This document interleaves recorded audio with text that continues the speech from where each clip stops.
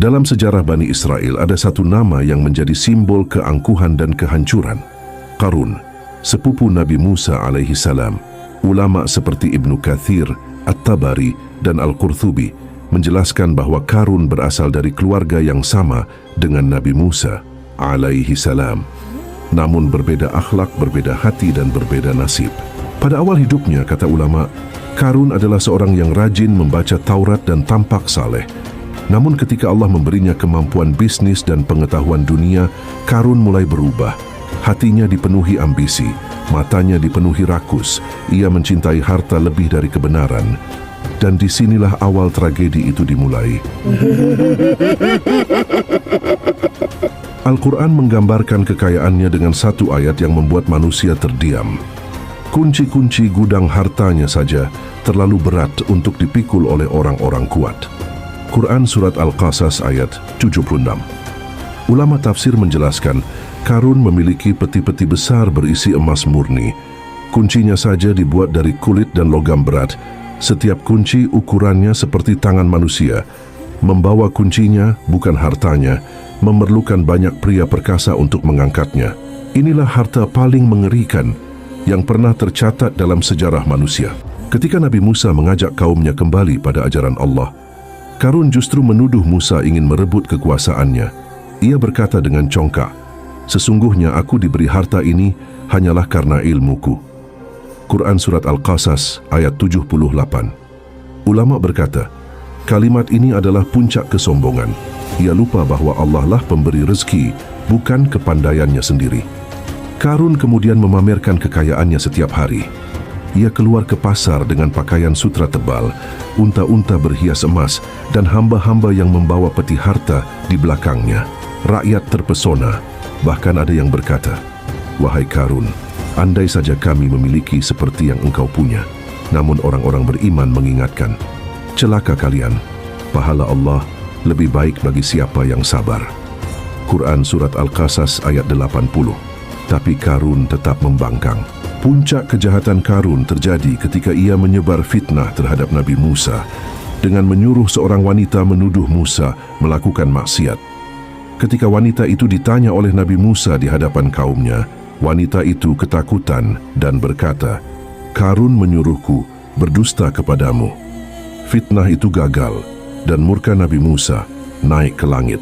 Nabi Musa kemudian berdoa kepada Allah agar kezaliman Qarun dihentikan. Dan Allah mengabulkan doa itu.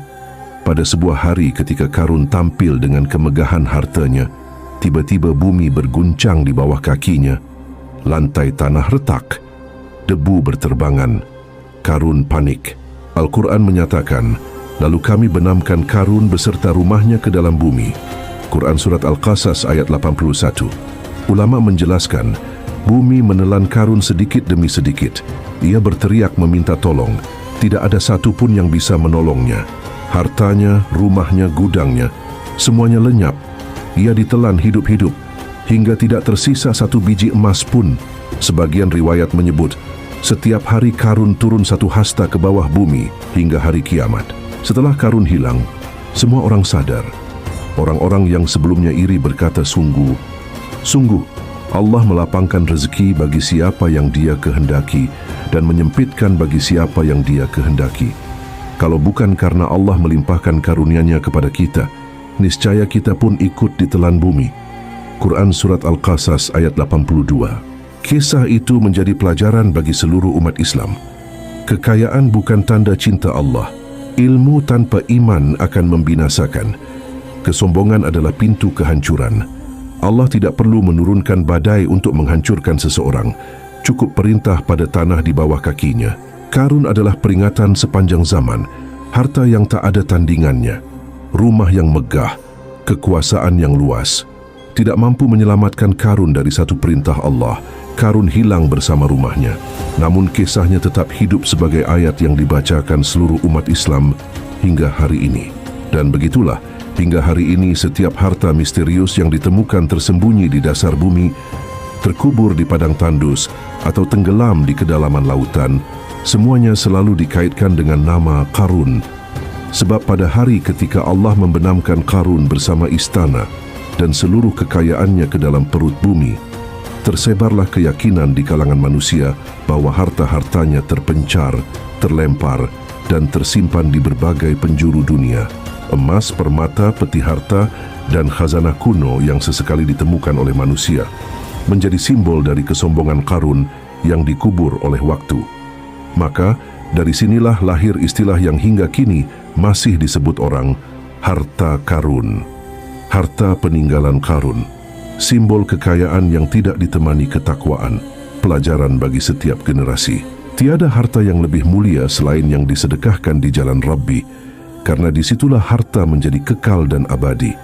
Tiada cinta yang lebih manis jika kesetiaan tidak mengiringi dan menemani, sebab kesetiaan memberi kedalaman dan ketenangan pada hati.